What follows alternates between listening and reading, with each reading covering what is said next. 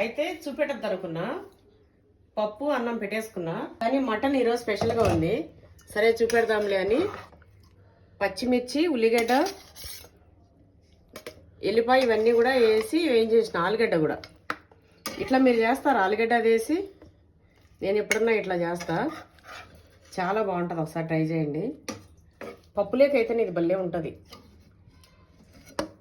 మిరపకాయలు వేసినాం కదా అని కారం వేయకుండా ఉండదు. అయితే ఇట్లా వేడి వేడి అన్నంలో